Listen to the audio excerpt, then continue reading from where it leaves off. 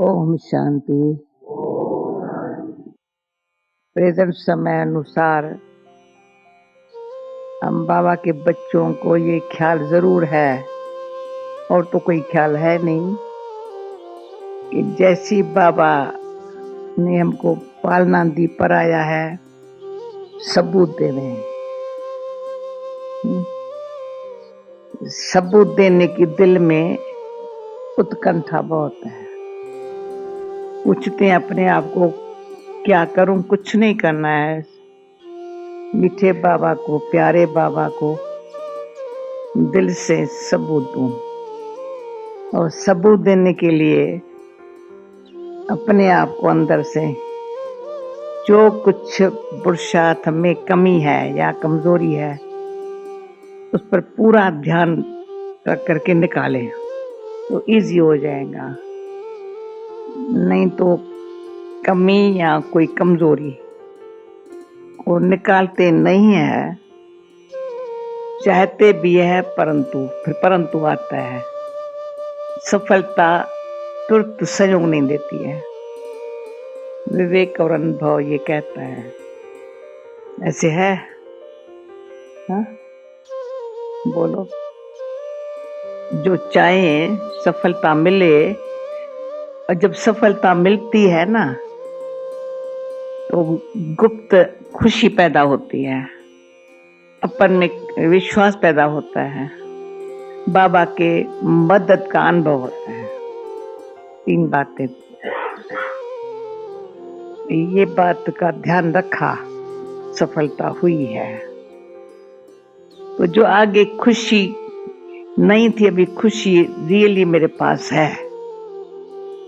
एक वरदान में बाबा के आया था, सेवा चाहे पुरुषार्थ, कि सफलता का प्रैक्टिकल सबूत है खुशी और शक्ति।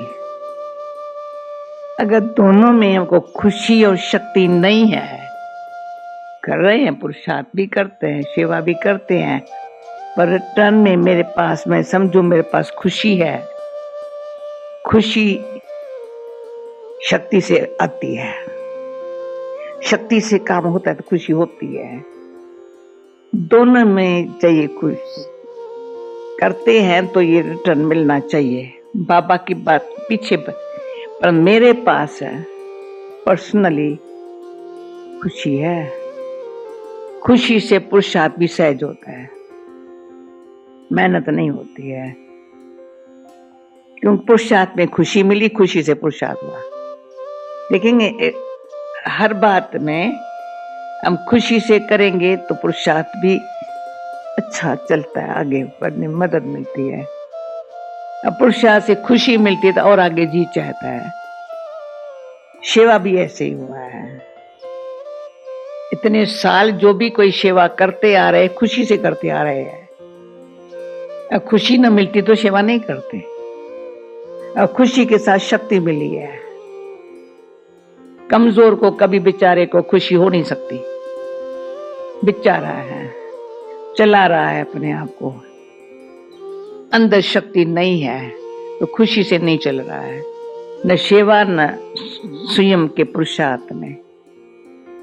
कमजोरी भी कोई न कोई प्रकार की कमजोरी है, जिस कारण कोई कमी जो है ना वो महसूस नहीं होती है, महसूस होती है, पर कमजोरी कमी को खत्म नहीं कर सकती है।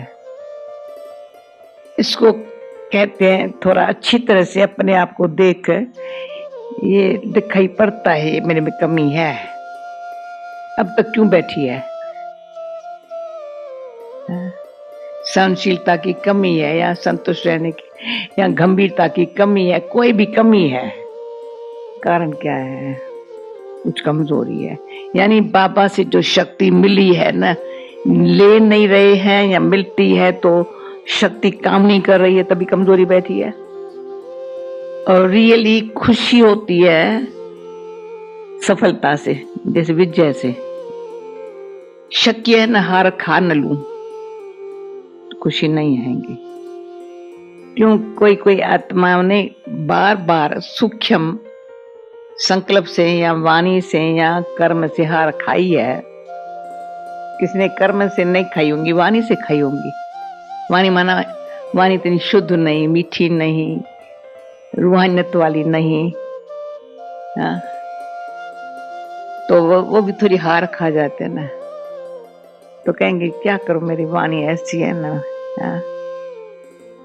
या न वाणी अगर ऐसी है तो फिर नहीं बोलते हैं, नहीं बोलते हैं तो डिप्रेशन में आ जाते हैं। हम तो ऐसे बोले नहीं, ऐसे ही ऐसे मन में रहे नहीं रह सकेंगे। मन का जब तक शुद्ध श्रेष्ठ संकल्प की शांति की शक्ति नहीं है, तब तक अंदर का तो मौन है ही नहीं।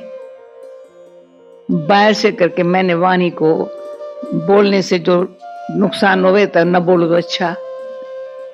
ये नहीं सीखेंगे भाई न बोलूं तो अच्छा नहीं, पर ऐसा बोलूं जो राइट बोलूं, कामरैक बोलूं। सीखने की भावना होती है तो कोई बोलेगा तो मैं प्यार से स्वीकार भी करेंगे।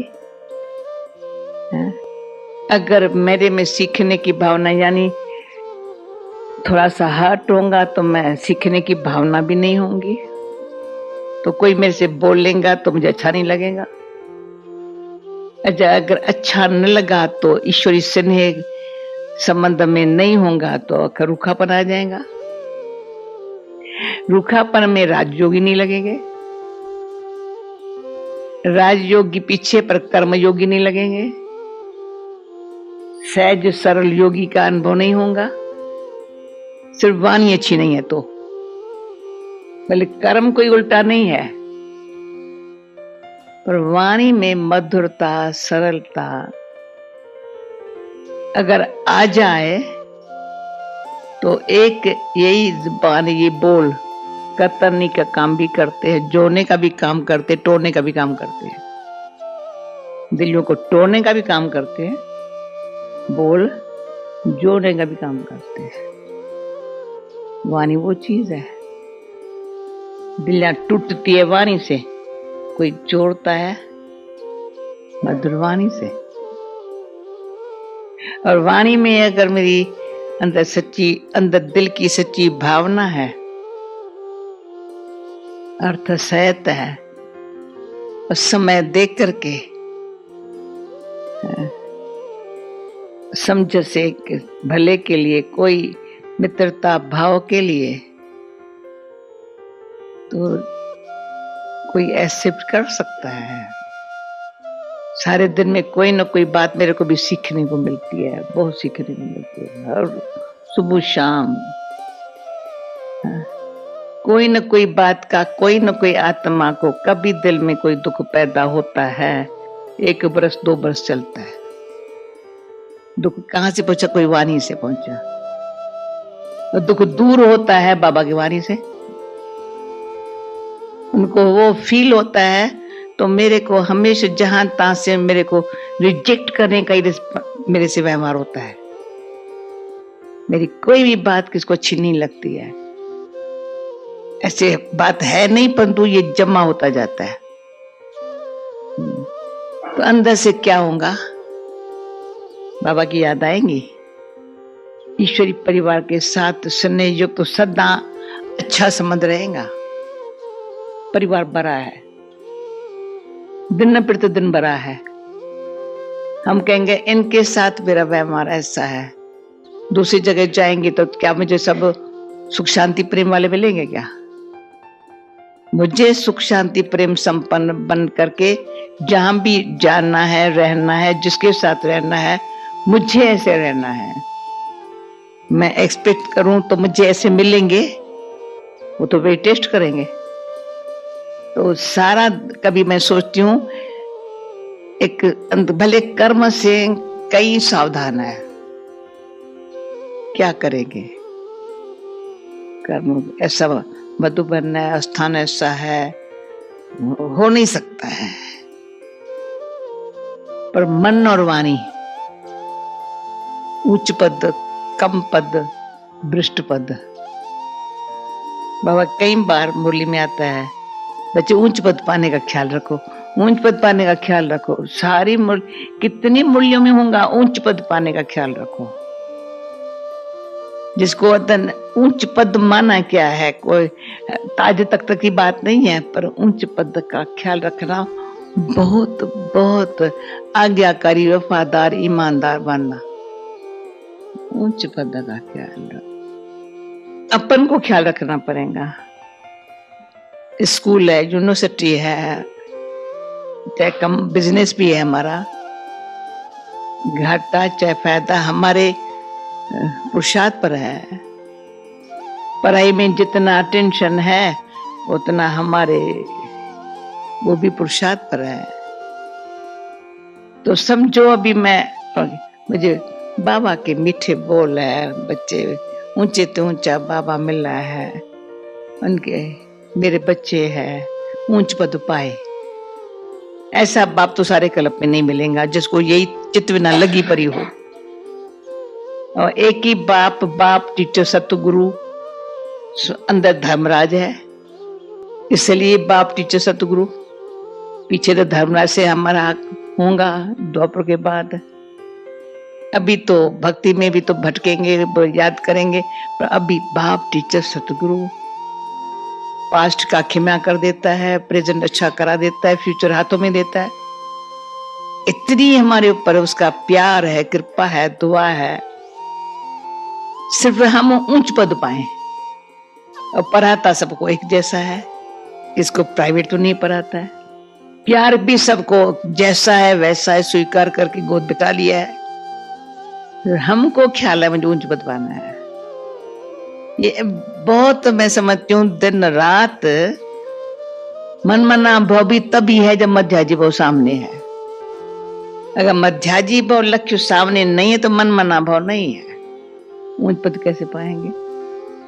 तो मन में कभी भी कोई भी बात अंदर हर्ट लगती है या कुछ ऐसे फीलिंग आ जाती है तो वाणी अपनी चेंज हो जाती है। दूसरे किसी की वाणी ने मेरी अंदर से मन सा स्थिति को ऐसे कर लिया, उसमें मेरा वाणी भी चेंज हो गई तो पद मेरा कम।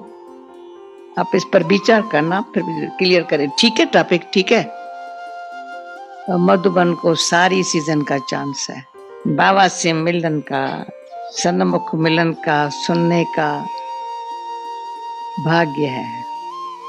तो हमारा मन वाणी कैसा हो, जिसको ये भाग्य हो सारी सीजन, कितने सालों से जो रहने वाले हैं, कोई थोड़े है जो साकार बाबा के दिनों के भी है, और कोई अव्यक्त बाबा के साथ भी कितने सालों से कंटिन्यू मिलन मनाते आ रहे हैं।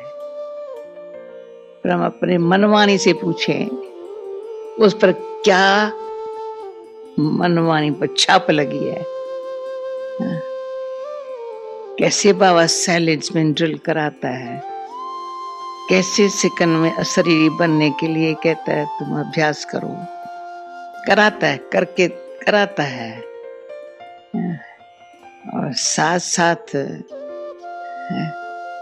बाबा के निमित्त आने के कारण मधुबन से जो सब भारतवासी या बाहर से आते हैं, कितना सुंदर सेवा का भाग्य मिलता है। तो सब मिल करके ऊंच पद पाने में फिर भी आता है ऊंच पद। उल्टा कर्म या ज्यादा व्यर्थ संकल्प